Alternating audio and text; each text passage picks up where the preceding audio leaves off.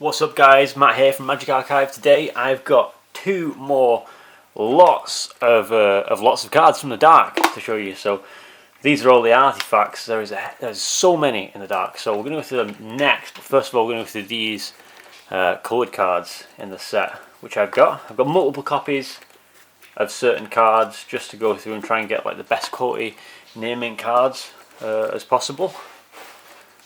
Oh, don't want to lose them. Okay, so we come around here. So we have already got an angry mob, but I think I have. Yeah, there's four here, four angry mobs to go through. So we'll have a little look at the quality and stuff. Angry mob card from my dark. 2 mana and 2 white. Trample.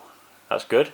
During your turn, the stars below are both equal to the total number of swamps all opponents control. During any other player's turn, star equals 0. So basically on your turn it is going to be really beefy if all of your opponents' lands are swamps. I don't know if there's a way back then of changing them into swamps or whatever, but yeah, they all look pretty good condition, to be honest. Actually really good condition for the year. That one's got a slight neck here, but these ones, like the centering, that one's pretty bad centering. So is that one, but this one's not so bad. This one's pretty good, to be honest. That's pretty well centered, right? Cool. Well, that's Angry Mob. Let's yeah, got these naming cards I'm chucking around. Not good. Right, let's be careful with these.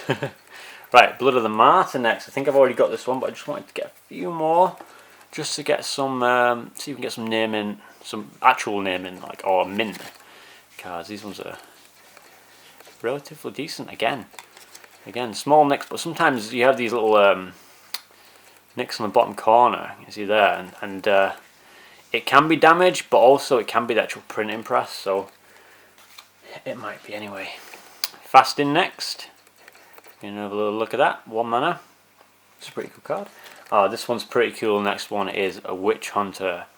So, only got one of this, but Witch Hunter, 2 mana and 2 white. Does 1 damage to target player for tapping. That's pretty good on its own.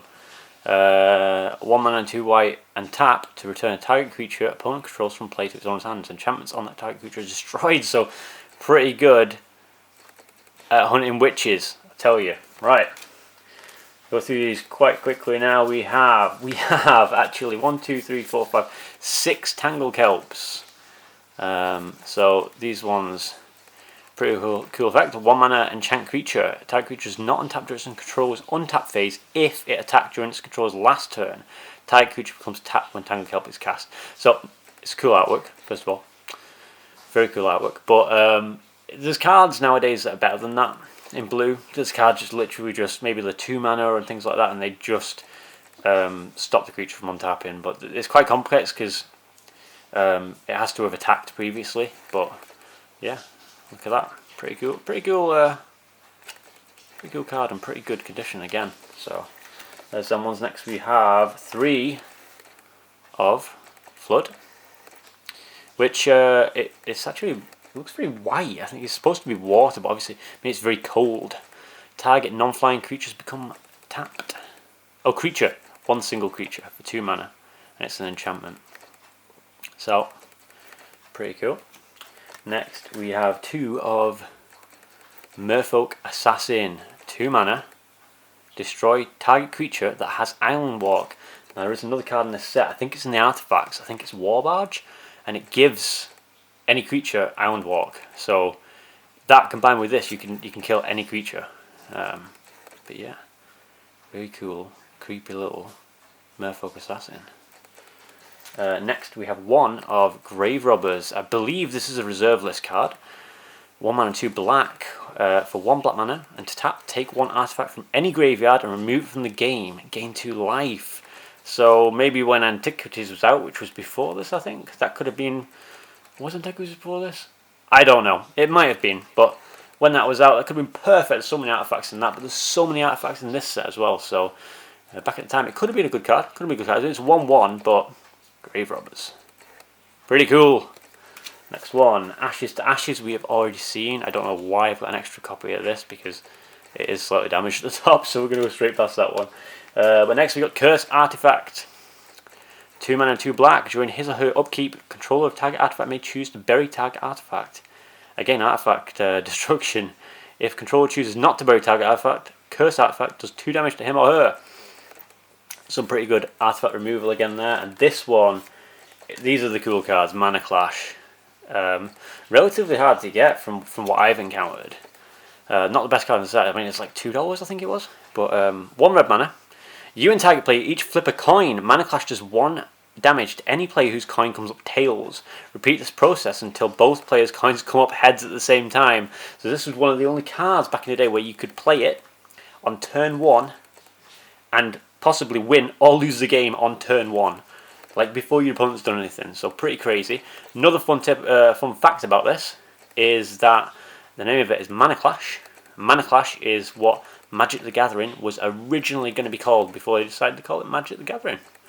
So very cool, they've named the card after what they would have called it. Yep. Next we have Fire Drake. Very cool dragon. 3 mana, flying, +1/+0 until end of turn. No more than 1 red mana may be spent in this way each turn. So it's a bit like a nulled version of Shivan Dragon, really. But not bad, not too bad. Next we have Inferno, complete destruction. Look at that. There's, I think it's a dog or a bear or something that is like, oh my god, please help me, I'm on fire. And it looks like there's a skeleton and some weird ghosty thing, but yeah. Inferno does 6 damage to all players and all creatures for 7 mana. That's pretty crazy. Next we have Sisters of the Flame. I've already been through this card in a previous video. It's pretty good. It's pretty good. It's pretty good artwork as well. I just wanted to get a different one because it's better condition, because the other one I've got isn't good condition. Next we've got 3 Spitting Slugs. Let me get that. Come on. Yeah, Spitting Slug. Nice little slug there. I think this is reserved list as well, to be honest. And then the last 2 cards are Scoured Bandit. Oh, there we go. Pretty cool artwork again. And finally we have Tracker. Definitely a reserved list card, this one. 3 mana, does an Tracker tap for 2 green mana.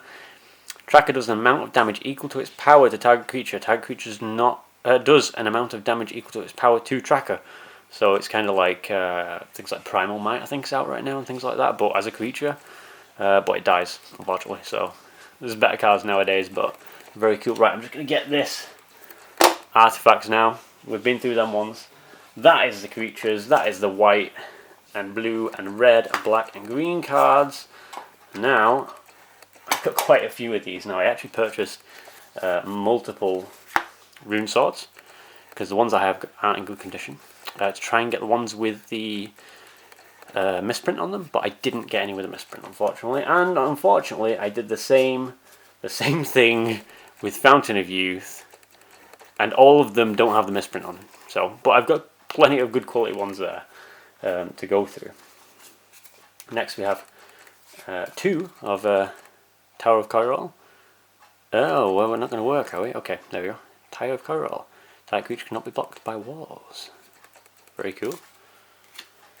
Then here's the card I think I was on about, which I have apparently 4 of. I don't know why I got 4, but I got 4. Which is War Barge. Target creature gains Island Walk until end of turn. So for 5 mana, because you use the Merfolk Assassin, you could destroy a creature for free. Yeah, there we go. That's cool. And next we have 3 Living Armor. Then we have 3 Bone Flute. All creatures get -1 and -0, so a good little card for negating damage. A few more left here with the Wand of Ith. I'll go through this effect on here so you can have a look through because it's very long. Very cool artwork though. Very cool. And then finally we have a few more cards here. We've got Standing Stones, which is there. I've already got this one, already been through this one. Wow, that centering is crazy. Oh my, look at that. That's like almost cut in half. That centering is really bad. We'll get rid of them. No, we won't get rid of it, we'll hold on to it. But yeah, Standing Stones. And we have Book of Wrath. Pay 2 life, draw 1 card. Effects that prevent or redirect damage may not be used to counter this life. Pretty good. 6 mana though. If you can get it out for cheaper cost, then it's pretty good. Just pay 2 mana each turn, you can draw a card. 2 of them. And finally we have Bal's Cage and Skull of Arm. So Bal's Cage, type which is not untapped. It's normal. Again, it's another don't untap effect, but this one's a bit better than the other effect we saw. Because it doesn't have to have attacked. And finally, Skull of Arm, which I wasn't too impressed with, to be honest, because I did buy this one as a single card, and can you see at the bottom? It's got like some sort of indents in the bottom. I bought this as near mint as well, so I may have to get another one of these. This is unfortunate, but bring 1 enchantment card from a graveyard to your hand for 5 mana, and you have to play it for 3, so pretty costly. But yeah, that's all the cards from the Dark that we have thus far, with all these as well. So if you like the video, feel free to like and subscribe. I hope you've enjoyed it, and stay tuned for the next episode. Thanks for watching.